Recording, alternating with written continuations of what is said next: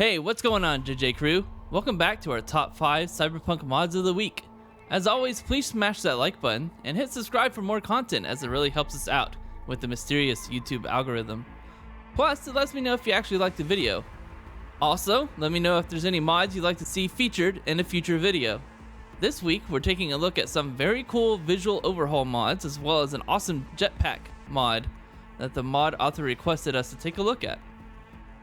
If you have any mods you'd like me to test, let me know down in the comments, and we'll check them out in the next video.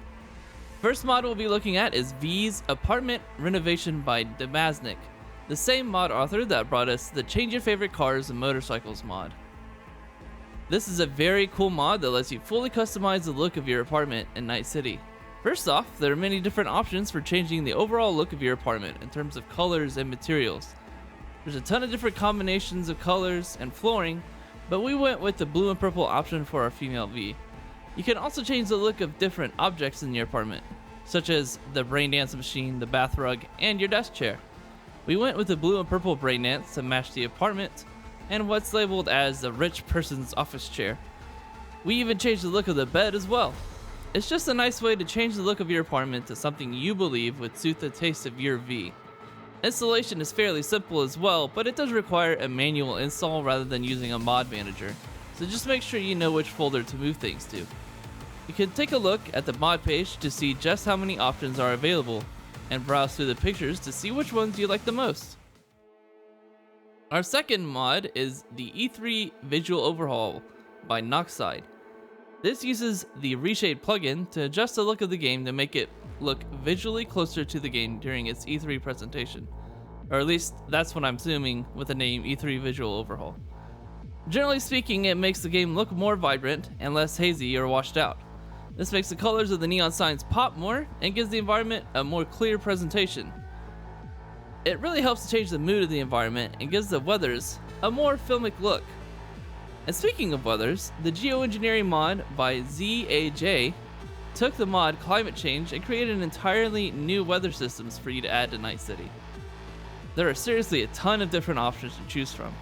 You can choose different static weather conditions where it's always rainy or cloudy, or choose limits on weather cycles like no sunny weather or sandstorms. They even have presets for the E3 Visual Overhaul mod, which I'm using for my game here, and I went with the options recommended by Nexus on the Visual Overhaul mod description. Just make sure to read the directions, as not all of the optional settings for things like fog density are compatible with all the main files.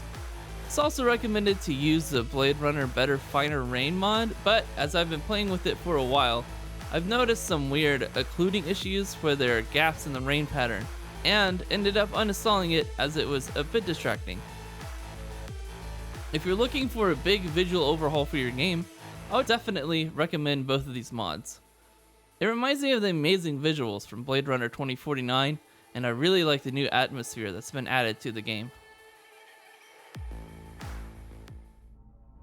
The fourth mod we're looking at today is PerfNormBeast's Jetpack mod. They actually left a comment in the last video asking if I could take a look at it, and I'm glad he did, as this mod is freaking brilliant. It straight up adds a jetpack for V to fly around with that you can activate by holding the jump button. There's no jetpack item or cyberware needed to add this function, though if you could make custom cyberware for your legs, that'd be a pretty great option. The mod itself has a ton of options. The one I liked running with the most is the Realism preset. It reminds me a lot of the jump chest in MechWarrior or even Halo.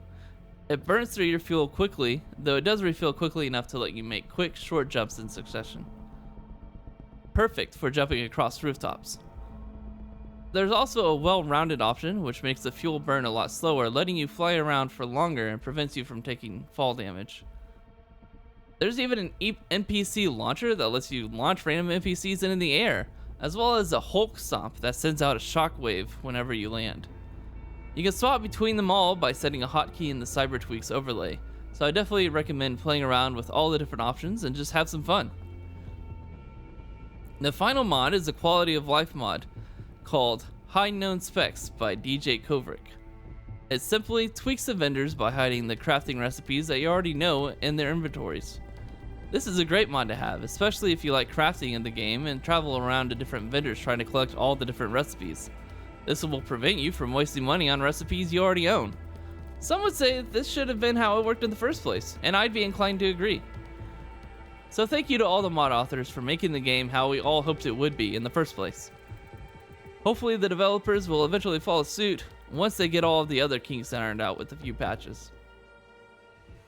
I hope you enjoyed today's featured mods. If you have worked on or know of any cool gameplay or weapon mods, let me know in the comments. I'd love to check them out and feature them in a video. Hope you enjoyed this video as well, and if you did, make sure to hit that like button and support the channel by subscribing if you haven't already. Also coming out with me at twitch.tv/JourneyJohn, where I'm live every Monday through Friday at 5 PM Central. Currently running a co-op Divinity campaign Mondays with Phasmophobia on Friday nights. Other than that, we've been playing Monster Hunter World, and I'm also on my second playthrough of Cyberpunk. Anyways, hope you all have a great week, and I'll see you later. Bye.